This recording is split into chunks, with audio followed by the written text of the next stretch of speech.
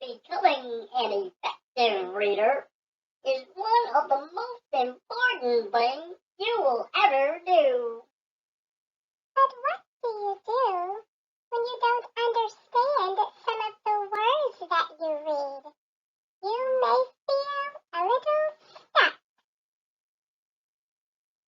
That's where context clues save the day. When we put a word in context, we use the information that surrounds the word to understand what it means.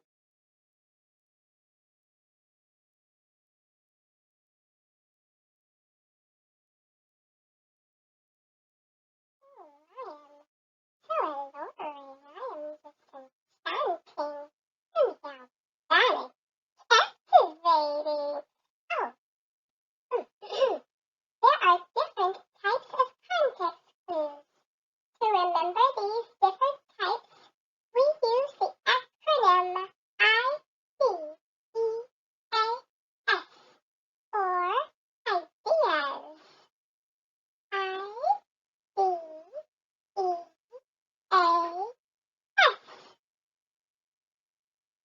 I is for inference.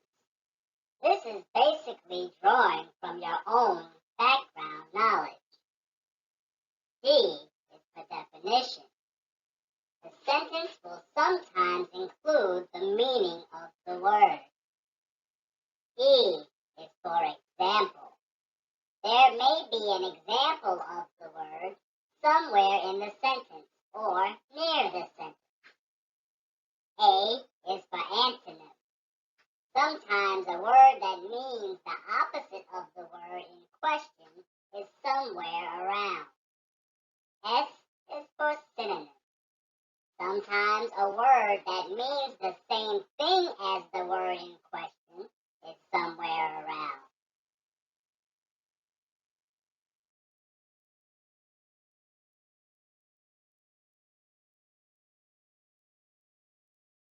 Inference. This is basically drawing from your own background knowledge. Here's an example sentence. Please bring me some water. I am so parched. Because this person is asking for water, you can infer that parched means thirsty. Here's another example sentence. Just because Trey has on a cape, that doesn't mean flying is plausible. Everyone knows a cape cannot make you fly, so we can infer that plausible means possible.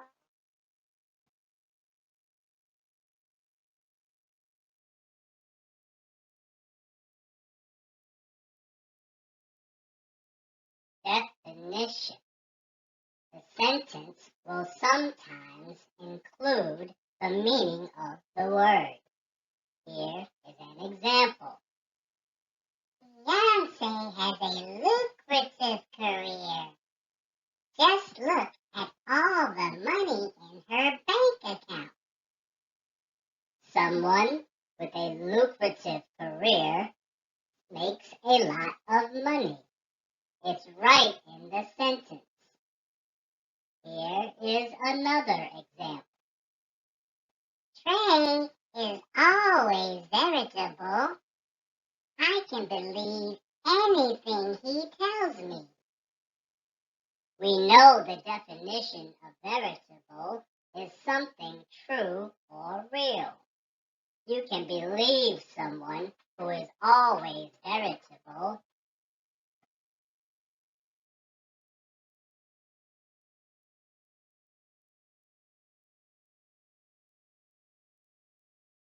Example. There may be an example of the word somewhere in the sentence or near the sentence. Here's an example sentence.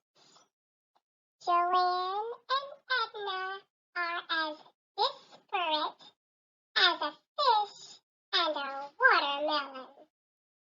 A fish examples of two things that are not alike.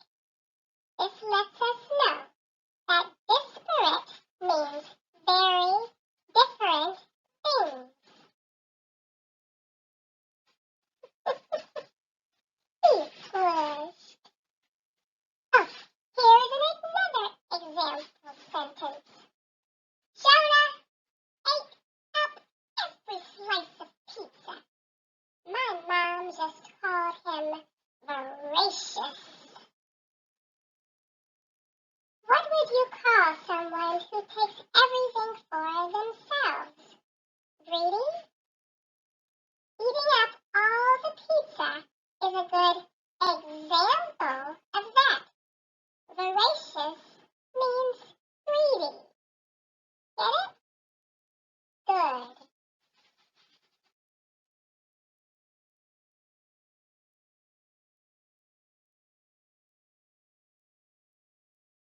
Antonym. Sometimes a word that means the opposite of the word in question is somewhere around. Here's an example. My brother is prudent. He will never be unwise.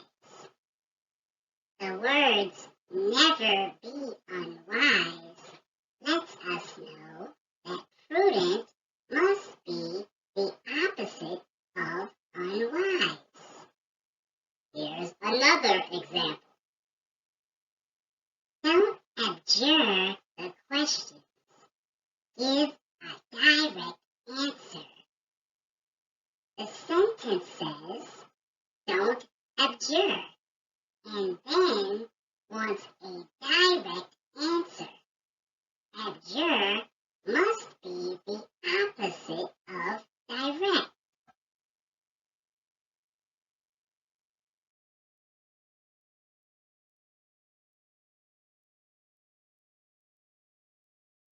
Synonym. Sometimes a word that means the same thing as the word in question is somewhere around.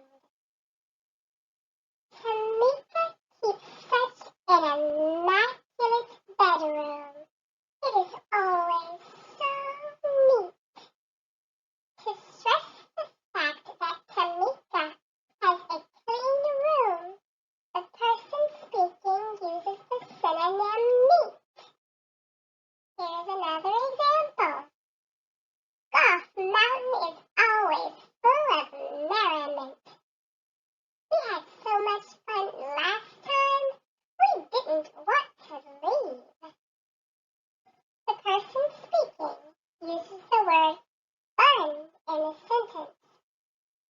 Fun and merriment are synonyms.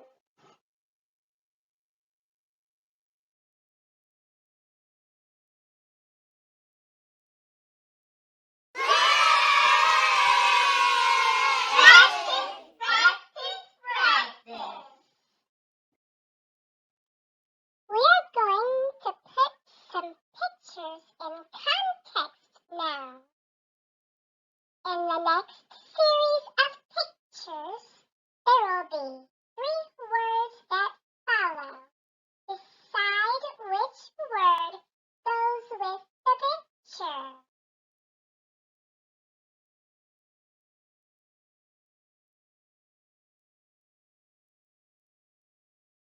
Which word goes best with the picture? Strangers, associates, competitors. All we are looking for is evidence from the picture. These 2 ladies are sitting together. They seem to be on some type of outing. So, they couldn't be strangers. But do we know what consociates means? Let's just go to the next word. It says competitors. Is there any evidence in the pictures that they might be competitors? I don't think so. So the only word here that must mean they have some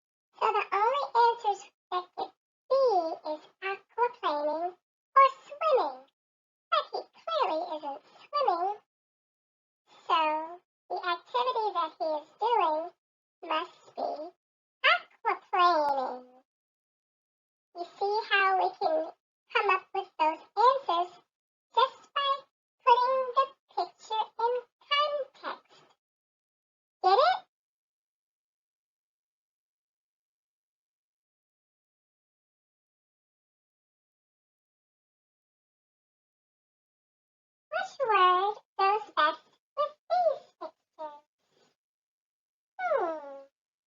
Concocting, stewing, or wetting. Well, we see he looks hard at work, but he's putting something together, so we can scratch out quitting. And stewing, I think that has something to do with cooking. So the only option here would be concocting. Concocting must mean to put something together. Ooh, look at the bright light. Illuminating, forceful, or brilliant. It is a brilliant light. And forceful, well, the picture doesn't really show forcefulness. I think the best answer would be illuminating, because the light is brightening up the picture. Get it? Do you agree?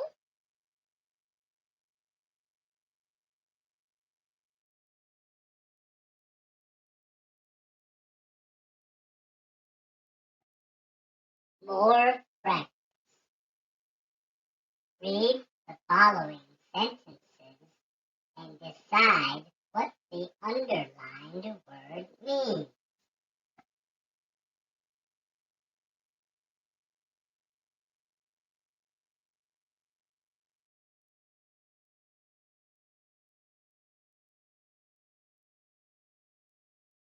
What does the underlined word mean? Harry's dad came to school to get the cell phone the dean had confiscated. Okay, so our options are to give an item away, to learn something new, to take an item away, or to use every day. Well, it's Kelly's phone, and her dad had to come and get it from the school, and the dean had it. So it doesn't really show that the item was given away, because the dean has it. Is it to learn something new? Nah, that couldn't be it. To take an item away? I think that makes the most sense. To use every day? Well, I'm sure she used the phone every day, but her dad had to come and get it, and the dean had it. So confiscated must mean to take an item away. The answer is C. Unlike her defiant brother, who stayed out all night, Kate obediently followed the curfew. Let's see. Someone who is controlling, someone who breaks the rules, to break things frequently, or to always listen to your parents. Well, 8 is obedient, and obedient is listening to your parents, and her brother is not like her. So if her brother is defiant, and he's not like Kate, I think the best answer here is someone who breaks the rules. That makes sense. Do you agree?